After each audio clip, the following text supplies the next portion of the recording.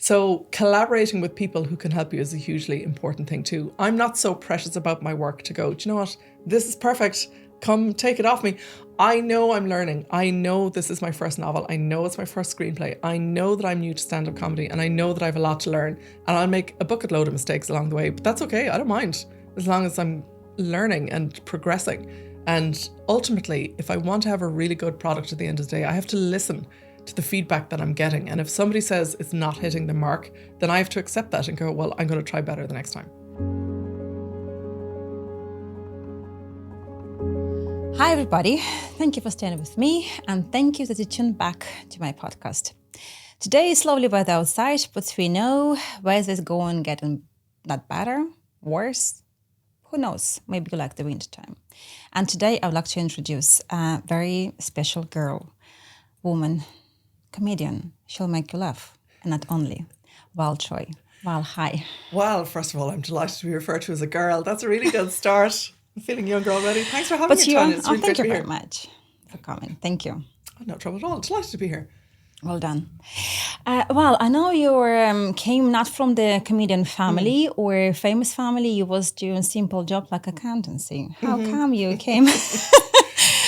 Yeah, like back in the day, I trained to be an accountant and I did that for about 20 years, which is great. I absolutely loved doing it. But I think there was always this voice in my head that kind of made me laugh. And, you know, the amount of times I'd find myself in like a very serious kind of business meeting and something funny would come into my head. I was like, I can't say it. I can't do that right now. And then, you know, life gets in the way. And, you know, when it comes to sort of the creative process and the creative arts, you know, it's very difficult to pay the bills. So, you know, accounting was a really great career for me. I absolutely loved it. And I did it for about 20 years.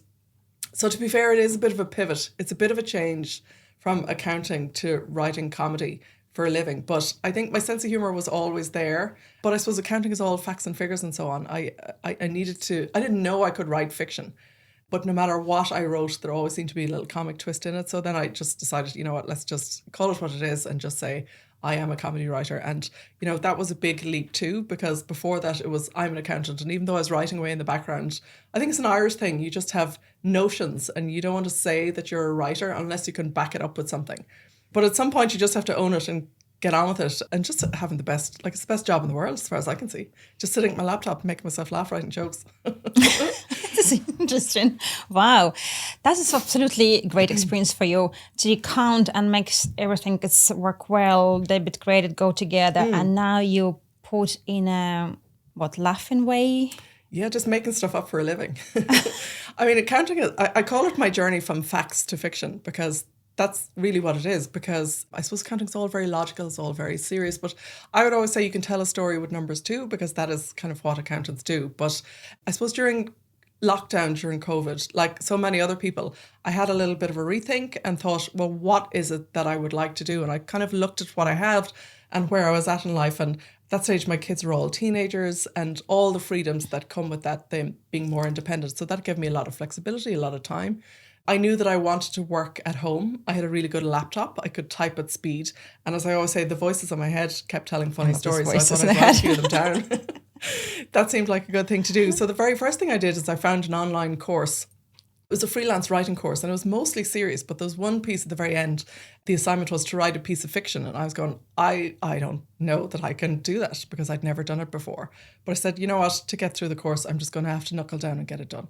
So I did. And it was like a door opened or a pathway opened in my head. Like it just, once that pathway opened, I was away, like I was gone. I knew that I could do it. I wasn't afraid to try it. It didn't bother me if it wasn't great. You know what? I knew I had to learn how to get it done. So I found an online writing group called Writers Inc. It's a private Facebook group run by two mentors, best-selling Irish crime writer Sam Blake and a journalist and communications consultant called Maria McHale.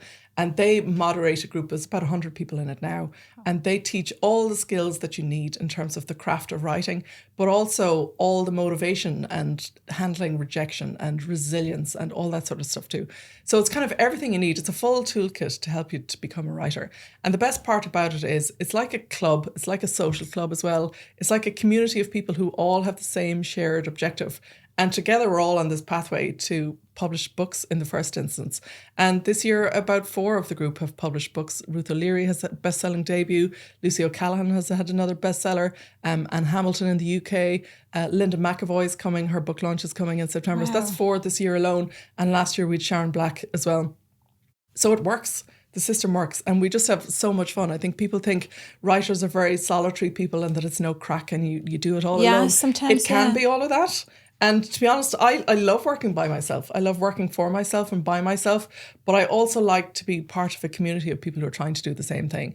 And we just kind of lift each other as a group, and we meet up socially quite a lot at book launches and for drinks and whatever else. And it's just really good crack as well, you know. So it's the best of every world, and a lot of us are on the pathway to publication. It's we've a lot to learn. It's a lot of hard work, but I don't mind the journey either. I love learning how to do new things. I'm very curious. I like learning things. So I'm all in, and fingers crossed my own novel's on a pathway to publication too, which would be wild. Fantastic. Okay, you started accountancy, then you started doing fiction writing. And fiction writing, did you get paid for that, or it's only the courses you pay for? In terms of my published output, is it? Well, I suppose the first piece of publication I did was in a Funny Women online magazine. So, and you know what? It's great to get started. Like, the key thing is just get a little start somewhere. Funny Women is an organisation set up in the UK more than 20 years ago. And the role of them is to bring and include women in the comedy industry, an industry which was very male dominated back in the day. And they have an online magazine which you can access for free on their website. And I thought, you know, if I'm a comedy writer, why don't you just have to get your work out there somewhere and get a little bit of feedback. So like that was a real good kickstart for me to get a couple of articles published in that online magazine. I suppose to find my voice. And see. And just to see how I feel about it and if I'm comfortable with it. And, you know, getting used to social media and just pushing yourself on social media, which is not something I would have ever had to do before. And all of these things are really new, and you just kind of lean into it and make it happen. And I think the older you get, the less concerned you are about failure or if things don't work out. Like, if things don't work out, I go, well, I won't do that again. Yeah, okay. That's a good point, absolutely. And the thing is, you'll never know if it's going to work or not unless you do it. So you just have to be a little bit brave and just put yourself out there, especially with something like comedy. If you're just going to put yourself out there and do some stand-up comedy, which I did last year. I decided as I was approaching 50, it was a really good idea to do stand-up comedy for the very first time. Genuinely, Tanya, it was one of the best decisions I've ever had in my life. Well done. I'm delighted to hear that. My goodness, excited? Nervously excited to do it. But it's one of those things, once the idea got in my head to try it, I could not shake it out. I couldn't shake it out, no matter what. Well done. So I did a little research about what comedy club to go to. And like, I love comedy, I always have. And I found this comedy club in the pub called Shin A on Ormond Quay. It's Hysteria Laughter down in the basement, as a lot of comedy clubs are. And I chose it because it's nicely small. There's about 45, 50 people there.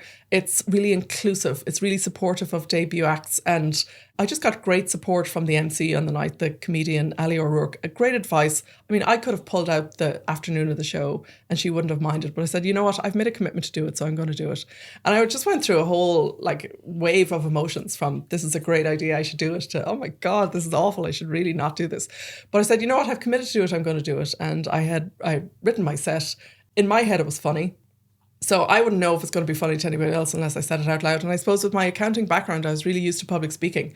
So the public speaking aspect of it didn't bother me at all. I wasn't used to a microphone, for sure, but it was all part of the experience. And other comedians there on the night, Claire Roach and Janet Dunn, they were so supportive too. So I felt in really safe hands. And I'm happy to say the set went really well. It was just one of the buzziest, best feelings I've ever had. I think the gig was on a Wednesday night and it was about Friday lunchtime before I kind of calmed down. And that just set us off on a pathway. I connected with my comedy writing pal, Orla Doherty, who herself ran a comedy club in Portmarnock before COVID. Joanne McNally headlined for her, Fred Cook, and a whole host of Irish names. So she had a comedy background. And then when I kicked off, we both kind of connected together and said, what could we do with this? So we reached out to Funny Women, who, as it turns out, were looking for producers for Funny Women in Ireland. There's been a long track record of Funny Women gigs and courses in Ireland, but it took a little blip on the road with COVID, like everything else. So they were on the lookout for new producers, and we're like, let's do it, let's go. And then I thought, I've never done this before. Why would I do this? But anyway, long story short, we produced 3 all-female stand-up comedy and music shows in the main room in Whelan's. Thank you. Well done. So we emceed them, we produced them, and I'd never produced a show like this Like that, before, okay. ever. Now, Orla obviously had all the comedy credentials, and I'm not going to lie, I would not do it without her. We definitely work better together. But equally, I suppose my accounting background came in terms of managing a project. Because, of course, yeah. you know, it's important to us that everybody that works with us gets paid on the night. So it is a venture that needs... Oh my God, this is brilliant. This success. You know, one of the key things about Funny Women is that it's inclusive and it's supportive. But as far as I can see, the best way to support female comedians is to make sure they get paid. It might not be a huge amount, but you know, it's important to value the craft, I think. And, you know, if we ourselves don't put a value on it, then why would we expect an audience to come along and put a value on it either? That's true. And I think it's a really good night of entertainment. And I think if laughter is the best medicine, like, come along to a comedy gig and laugh. And I think comedy is one of those things that not a lot of people include in their repertoire. Yes, like they go out for dinner, or go for drinks, or go to the movies. You know, try a comedy night. There's so much good comedy every night of the week. I have to go. Just do it. I guarantee it will make you laugh. Well, I have a question to you. Yes. Listen, when you decide to do this and that, okay, even stand-up or the writing, where did you get inspiration? Who was your maybe favorite actor or maybe comedian or somebody who inspired you to pick one another style? I suppose one of my favourite comedians is Michael McIntyre. And the reason I love him is that he takes the most ordinary of things and makes really interesting, funny observations about them. And if you really kind of listen to what he says, like, there's nothing obscure, there's nothing like really unusual or weird in what he talks. It's the most ordinary of things. And, you know, I like to think I just find the fun in kind of ordinary things too. And, you know, Orla and I would both say, like, we don't tell jokes. If you put me on the spot here now and said, Val, tell a joke, like, I'd probably blank. I don't know that I would even think of them. I'm not one to just recount the jokes of others. But like, we tell stories, we tell funny stories. Like, we stretch the elastic on the story, make it just maybe a little bit more outrageous than it might otherwise be, just to find the fun in the ordinary things. So I suppose that's where our inspiration comes from. I'm 50 now, so I talk about being 50. Thank you. But you don't. Thank you. I will give you that €50 note as soon as we stop recording. I have 3 teenagers, so parenting, I have a lot of, you know, with 5 decades of banked life experience, there's a lot of content there. There's a lot of stories there. And I think if we all reach back into our stories of, be it school or teenagers or whatever else, there's always something funny to be had there. And, you know, I find that when I was coming up to each of the shows, it was maybe the week before when I wrote my set, it was whatever was in my mind at the time or whatever was live at the time, as opposed to just dipping into a repertoire of old stuff, because we just wanted to keep it fresh and funny and, you know, that kind of thing. So we are older women. Our shows seem to attract older women, and we're 100% unapologetic about that. So we just want to invite the girls along for a good night out and just have a laugh. That's what we want to do. We want to laugh, and we'd like to find an audience of people who share our sense of humour and just have a good laugh. What's wrong with that? I love your vibe. I love you. Thank you. You have so positive energy. Can you explain us when you, something thoughts in your head, whatever voice in your head is said, and how you put everything on a piece of paper, like explain the process of your writing. Well, or preparation. It's interesting because I suppose there's 3 things that we do. One is I'm writing a novel. Number 2, Orla and I co-wrote a screenplay, which is on submission at the minute. And number 3, we do stand-up comedy. So they're actually 3 very different things in my head. Right. So for stand-up comedy, it all tends to get built in my head, because ultimately I have to say it out loud and remember it all. And it could be something random. I could be look at an ad on TV or see somebody down the street, or somebody will say something funny, and it'll just brew in my head and I'll just build it in my head. And the only reason I type it up is in case I forget it. I might leave it for a week or 2 and come back to it. Okay. And typing it up is just a little bit of a backup. You know, for the show, I would have it on my phone just in case I got a bit of a blank, which would be fine. It's absolutely fine. I could just dip into my phone and get where I am. So for stand-up comedy, it's very much produced and written in my head. Novel then is completely different. I started with a character first and foremost. It came from a writing challenge that was done in Writers Inc.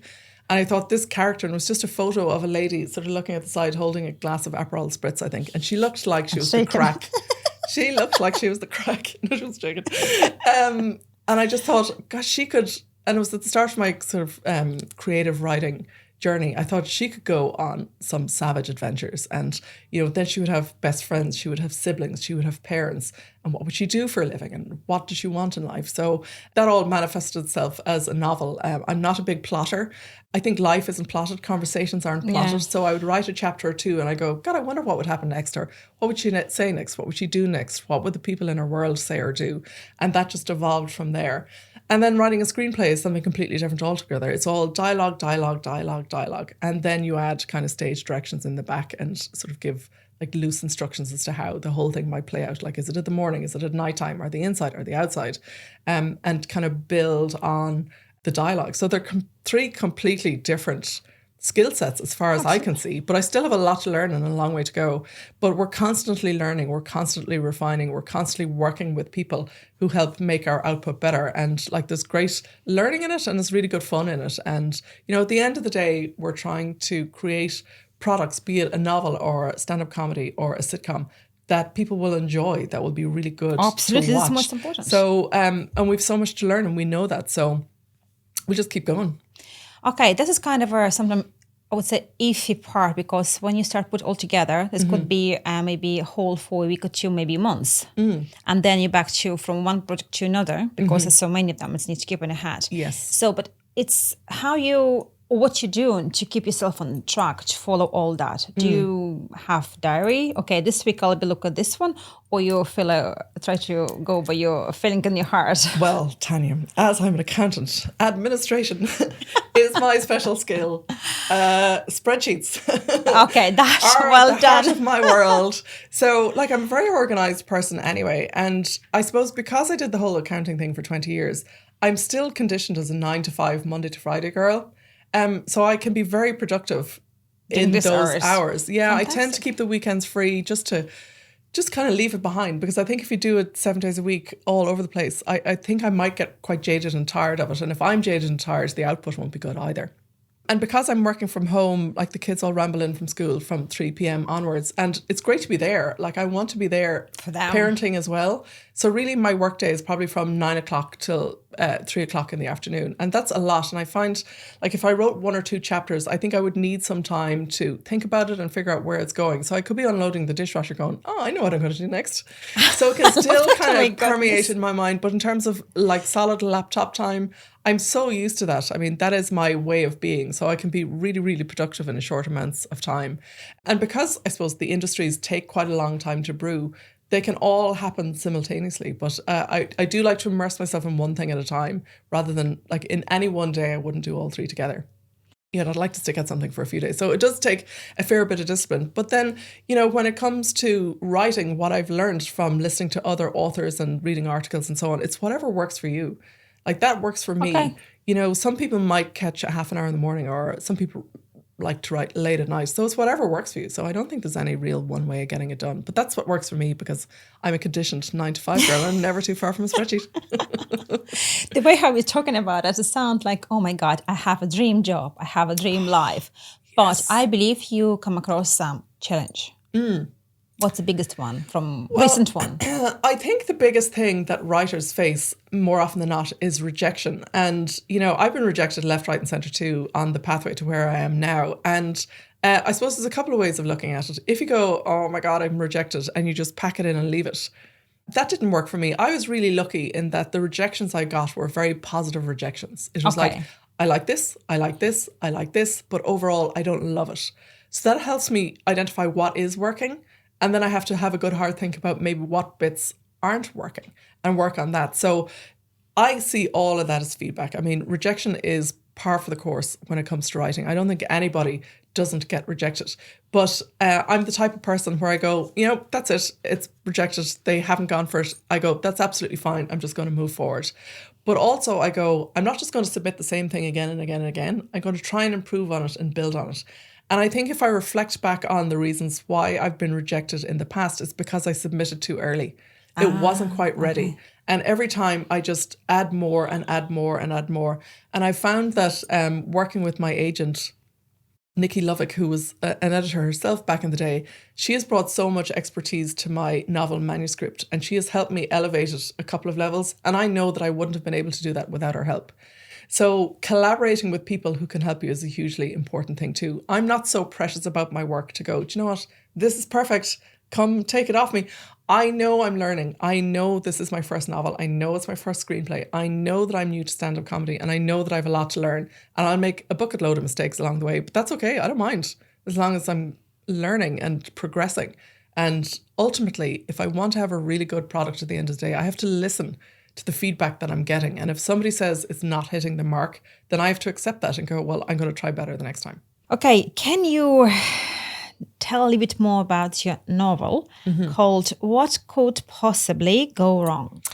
Am I right? Yes, that's an expression I use all the time. I just go, well, what could possibly go wrong? Usually if I'm about to do something questionable, I think about possible outcomes and I go, well, if they're all survivable, sure, look, I'll do it anyway. Sure, look, that's another one of my favourite phrases. So it's about a 35-year-old single accountant on the lookout for love. Like, you'd wonder where I get the inspiration, wouldn't you? You'd wonder. And it's set in Dublin, and she's a whole I've created this whole world. She lives in Ranelagh. She works in town in Harcourt Street. She's from Mayo. I'm from Mayo myself. So like, it does draw on little aspects of my world. And I suppose if I were to describe it, it's probably a mix between Marion Keyes and Bridget Jones. That's kind of where it's parked at the moment. And I absolutely loved telling the story. Sounds and nice. It's not a joke a minute, because I think that would be really exhausting. But I think Irish people have a great turn of phrase sometimes that can be just really funny, and just, I suppose, just Irish people just doing their thing. So I just set her off on a crusade to find a partner, and it's just hopefully a lot of fun. I hope people will really enjoy it. So I'm very proud of it. I have a long way to go in terms of getting published. Oh, thank you. But I've great support from my agent in London, and I'm really hopeful. But you know what? I'm just going to lean in and work as hard as I can to make it the best it can possibly be. And I hope people really enjoy it. When I'm already excited to start reading. Thank you so much. And when are you planning to publish? All going well. It's going on submission in September, so it's into the industry will decide. But Christmas gift, guys. But you know what? I think there aren't enough books and novels about accountants. Obviously, I would. So this is the novel the industry doesn't know it needs yet. I mean, there's so many stories about doctors and, you know, policemen and detectives and firefighters and whatever else. There just aren't enough office-based stories, in my opinion. So it's happening now. It's a story about you, your perfect life. Do you know what? Like, for sure, it draws on my experiences as a trainee accountant back in the day. And what actually surprised me, I mean, I was in my early 20s when I trained in KPMG back in the day, is that so many of those memories are still kind of locked in and they're so fresh. And it was such a really positive experience, you know, working with really talented people and really funny people. And, you know, one of the first things I did when I joined KPMG is I met my husband. I should probably have been focusing on the job a little bit more. But anyway, so it all worked out well. Lucky man. Like, we were dating while working together, so like, it does pull on little threads of my experience, but it is fiction, and I found it really powerful to create characters where, you know, they do so many things, and then I go, God, if only she had said this a couple of chapters ago, and I can just go back and she can say whatever I needed to say, and you can just bend and twist the world and just have crazy things happen to people. But everything that's in the novel could happen in the real world, so it'll hopefully be really relatable and funny and hopeful and uplifting and really good fun. Guys, that's a great idea for Christmas present. Christmas coming. It's going to be. Fingers crossed, we'll get it over the line. And can you tell me what, if you remember, of course, that I don't know if you do, what was happened in the Female Pilot Club in 2022? So myself and Orla Doherty wrote a screenplay, but again, it was one of those things. We wondered if we could write sort of a sitcom or comedy drama screenplay. And we said, well, there's only one way to find out. So we knuckled down and we wrote one together. And it was the first time we'd wanted to collaborate on something and we didn't know what. And we just got this idea for characters, and it's called Men O Pause. Correct, and it's about a lady in her early 50s who's a divorcee, and she decides to press pause on dating men and date women instead. So that's the premise of the sitcom. And like, it came together really, really quickly. I love it already. I know, just isn't enough of that there. So the whole story came together really quickly. But what really elevated is the fact that Orla and I worked together. I can remember one Zoom call, it was only 30 minutes long in the very early stage, and we just sparked ideas off each other that just transformed and elevated the whole screenplay. So on a whim, we entered it into the Female Pilot Club screenwriting competition, and it got longlisted. Now, it didn't get shortlisted, we didn't win, but to get a long list, to think that people in the industry found it funny and saw merit in it really was very hopeful for us, and we worked on it some more, and it's hopefully on the pathway, the very early stages pathway to production one day. But interestingly, I had a conversation recently, and potentially one of the barriers is a lot of the gatekeepers in the industry in terms of TV and production companies are either men or younger women.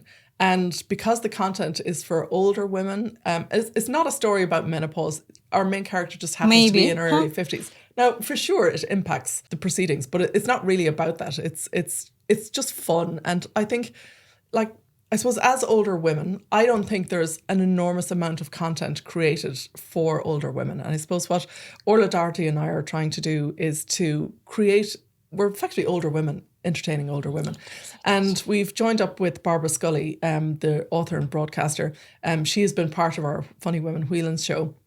And the three of us, we've done some book festival events this summer, and we call it the Madonna Effect, Reinvention as You Age. And we all have our reinvention stories. So Barbara was a single mother, now she's a writer and broadcaster. I was an accountant, now I'm a comedy writer. Orla was an international squash player. She still plays squash internationally, and she's a comedy writer too.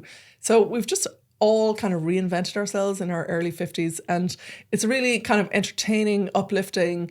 I wouldn't call it stand-up comedy, but it's just a funny show of us sharing our experiences. We're not mentors, we're not coaches, we're just sharing our stories in a really funny, uplifting way. So that's now become a show, and our first full show of that will be in early October, on the 5th of October in the Vico Rooms in Dalkey.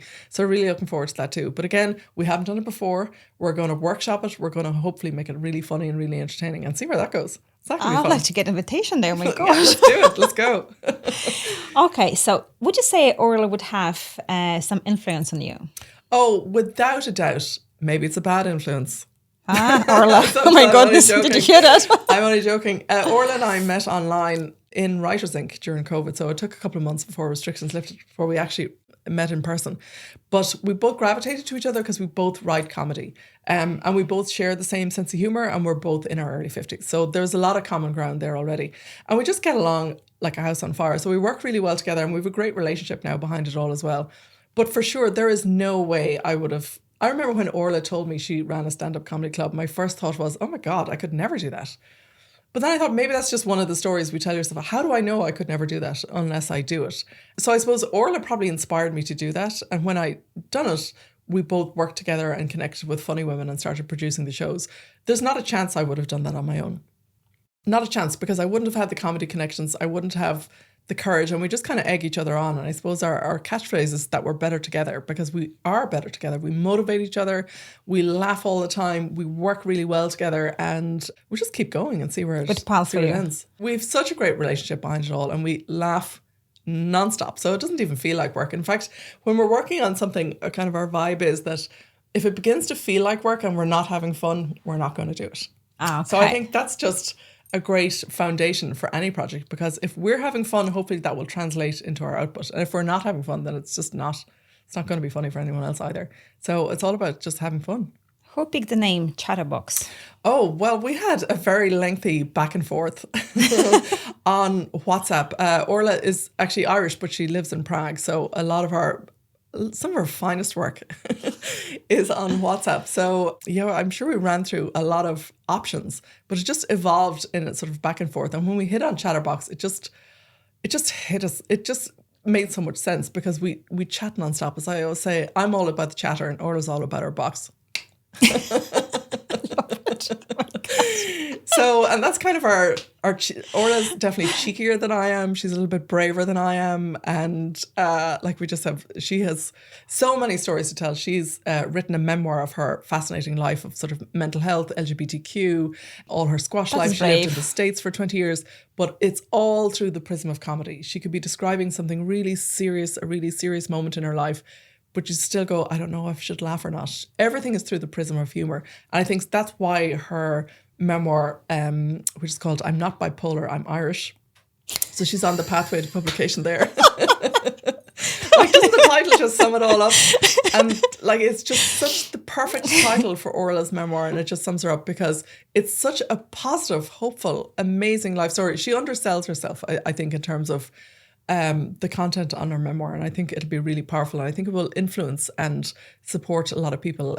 She did an interview recently on the Oliver Callan show about her life, and just the reaction she got back from it was just phenomenal, and so many people resonated with different parts of her message, and you just keep laughing all the time. So we're, stories with so many of those mental health elements could be, really quite somber and serious. She's managed to turn it into something really uplifting and entertaining, if entertaining is the right word. But she's amazing. She's absolutely amazing human. So meeting Orla was such a game changer for me, and working together is just, we certainly wouldn't be on this pathway without each other. So I'm very grateful. I'm very grateful, Orla. Thank you for your time and patience. Orla.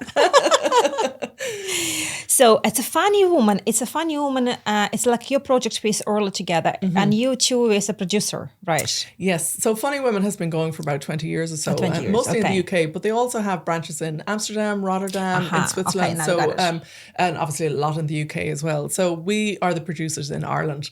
So we're very lucky. We really have free reign in terms of what it is that we do. And what we're trying to do is to showcase the best of Irish female comedy, but we kind of mix things in as well. We have people making their debut, we have people making their comeback. Amanda Brunker made her stand-up comedy debut at our show. Deirdre O'Kane headlined our show.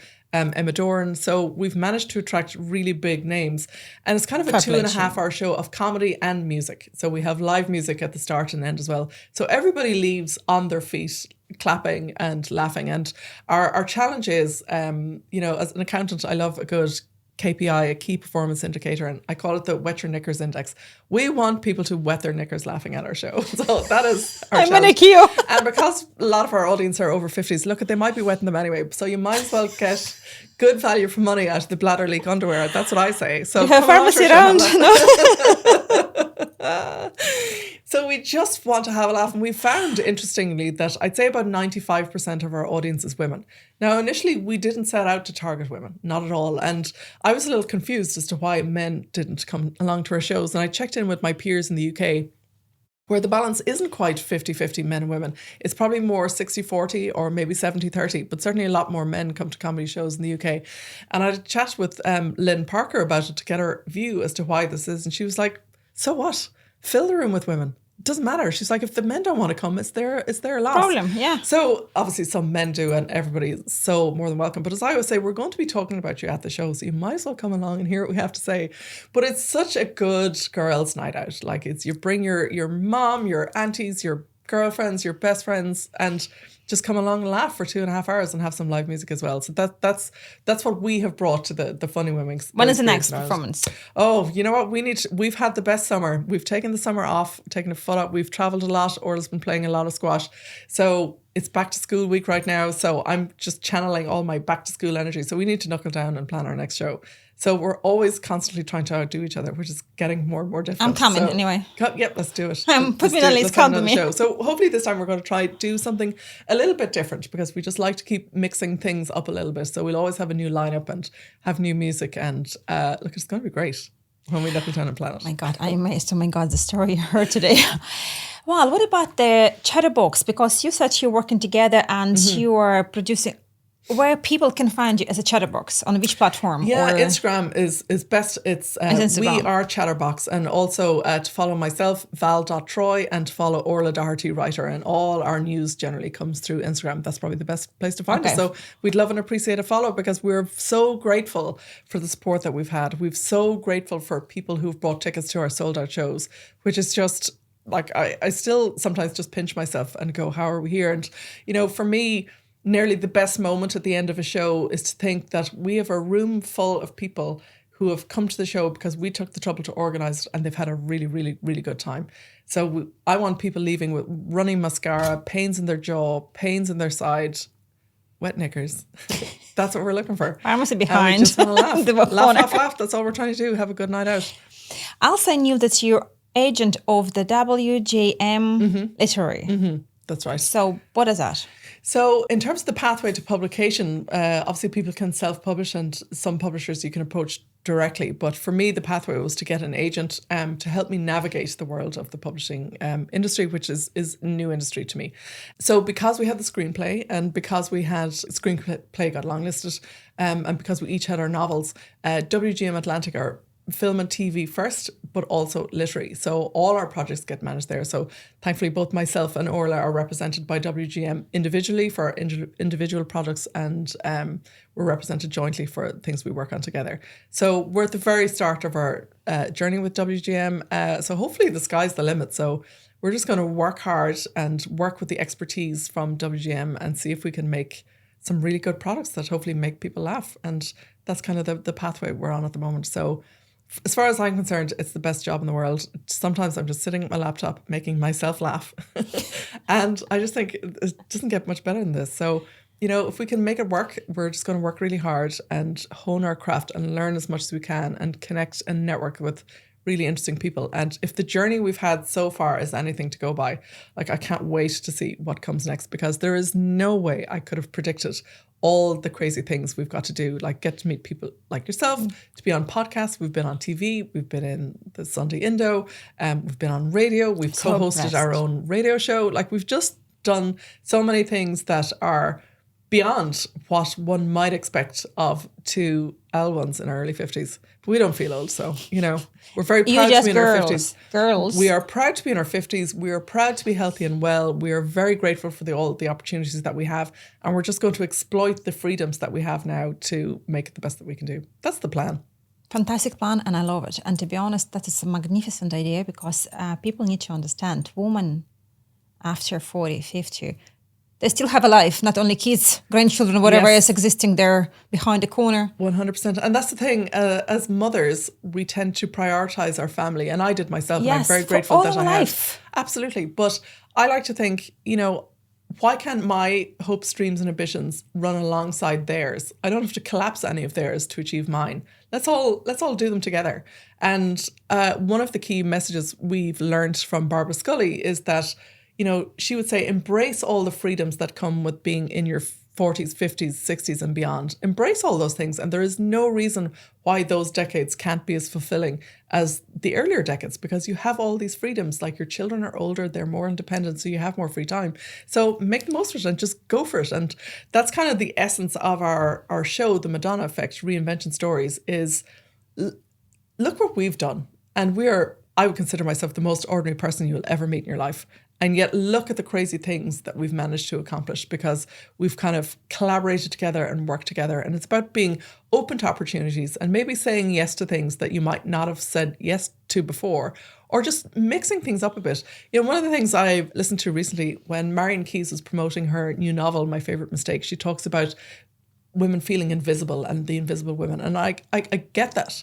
But I think to not be invisible, you have to do something different and change something. Something small. It can be, step by step. Know, if you walk around the park clockwise, walk anti-clockwise. If you go for coffee in the suburbs, go to the city centre. Like, go somewhere different. Just the littlest change can just be a small little ripple in the pond that just sets you off to something.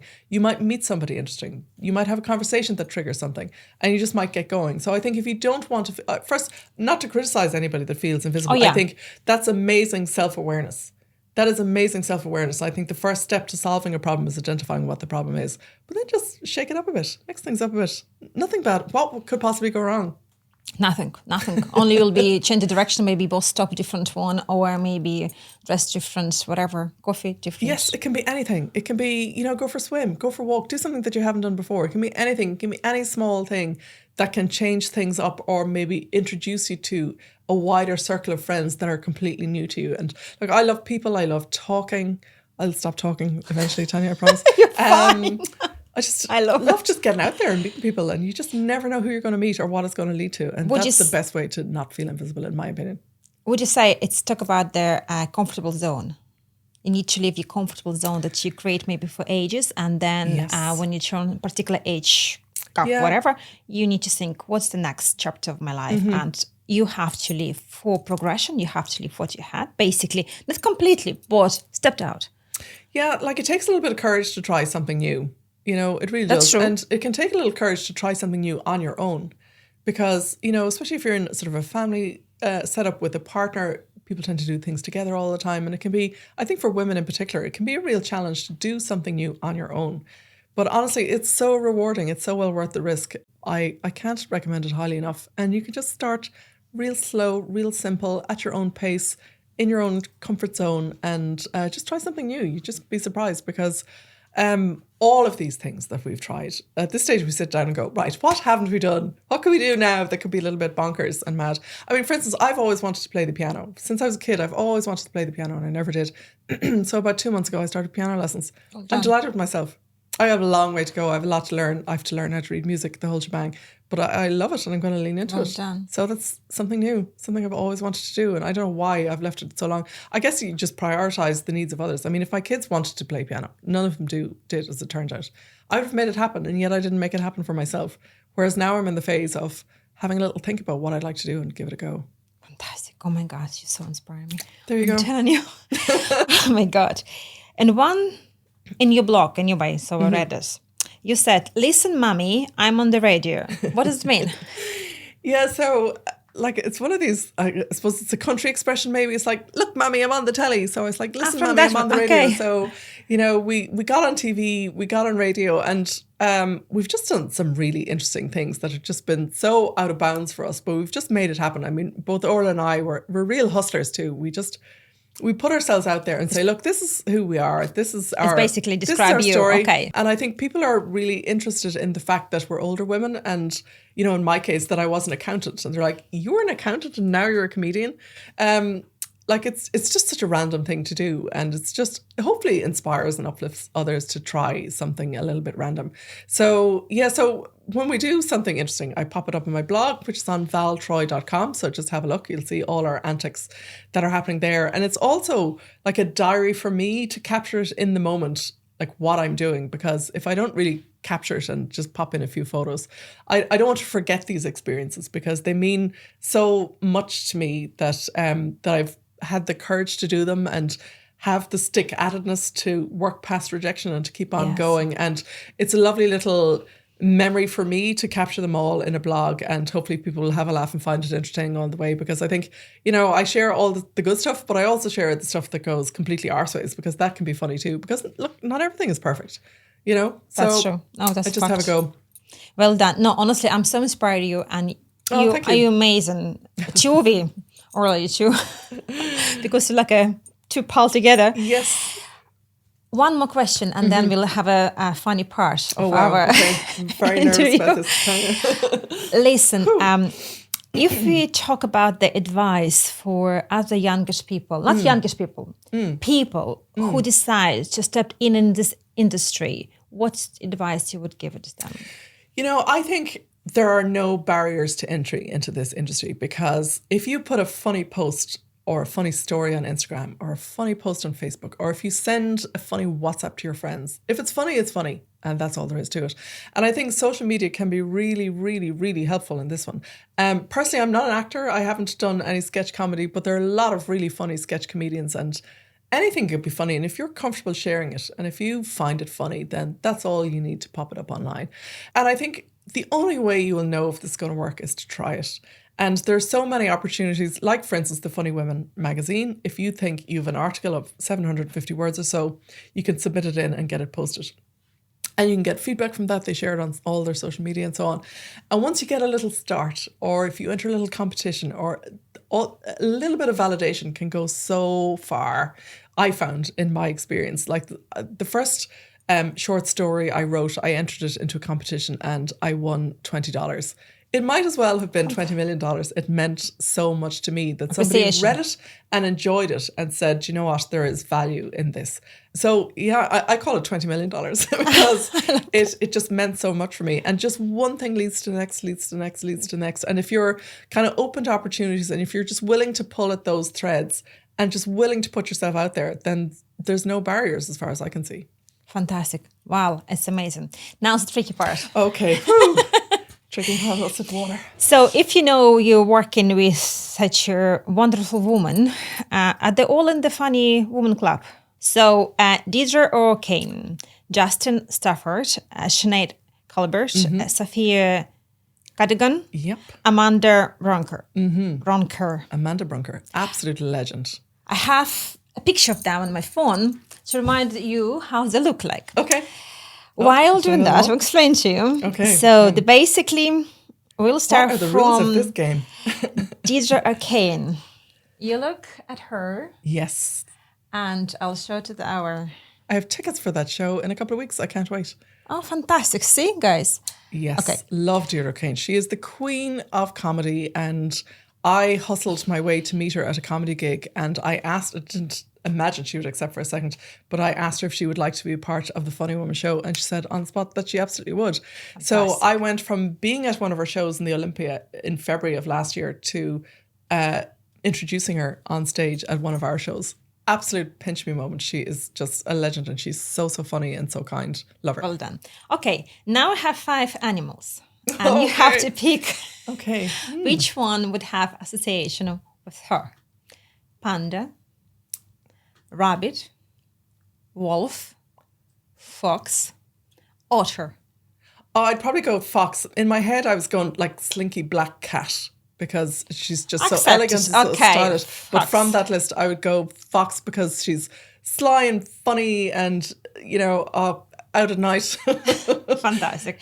So next one is Justine Stafford. Justine Stafford. Oh, she is just one of the funniest people. I love her sense of humour. I love her vibe. I'll remind you how she looks like. Yep, that's Justine. So for our audience, again, so how we can characterize her. So panda, rabbit, wolf, fox is gone, otter. Oh, I'd go rabbit. I'd just go rabbit because she's from Meath. She's from the countryside. She is so sharp, so quick.